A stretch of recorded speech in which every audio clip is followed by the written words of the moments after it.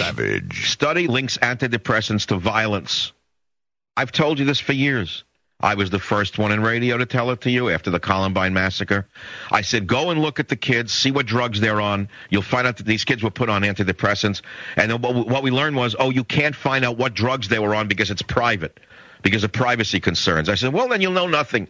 But little by little, it came out that not only do the antidepressants raise the risk of suicide, but they also cause a few people to become violent.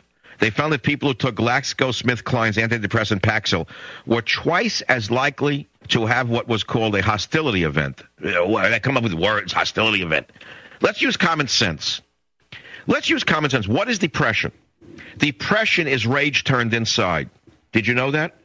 I make things so simple for you. I didn't say stupid. I said simple, because I can boil things down so you can understand them. I'm an alchemist. What causes depression? In 99% of the cases, depression is caused by rage turned inside, meaning you have no outlets for your rage.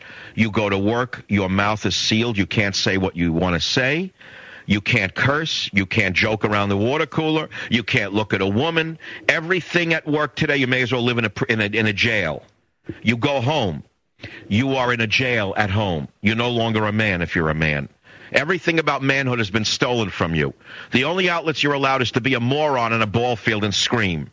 And scream like a jackass at a soccer field, or scream like a jackass in front of a television set over a ball game. Well, that's really something. That's very ennobling for a man.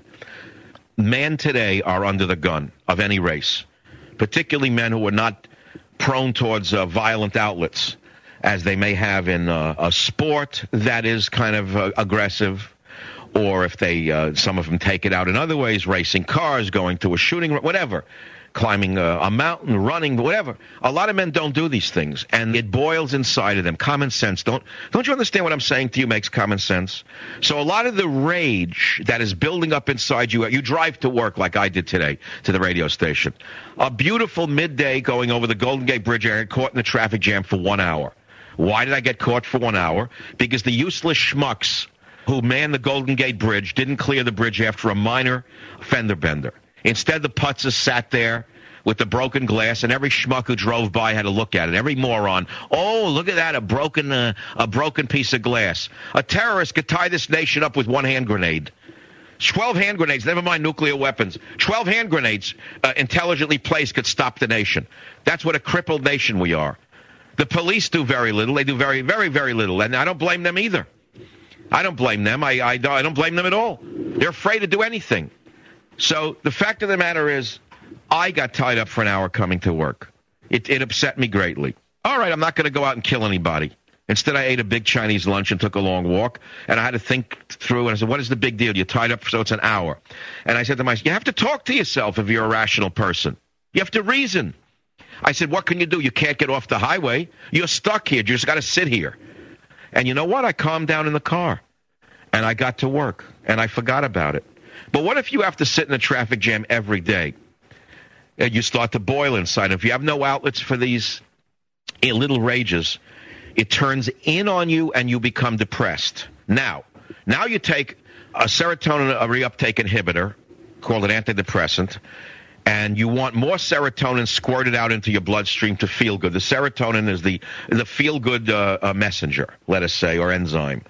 And apparently enough of it is, too much of it is taken back from your bloodstream. So this class of drugs, the antidepressants, prevents serotonin from being taken back out of your blood, and you have more of the feel-good substance floating around in your blood called serotonin.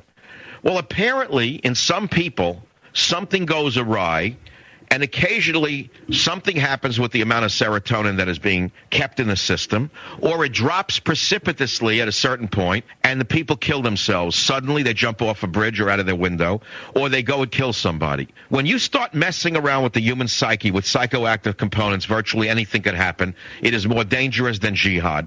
In fact, I have said to you 1,000 times that the medical pharmaceutical industry is a jihad of the soul. Yeah. You're listening to an encore broadcast of The Michael Savage Show.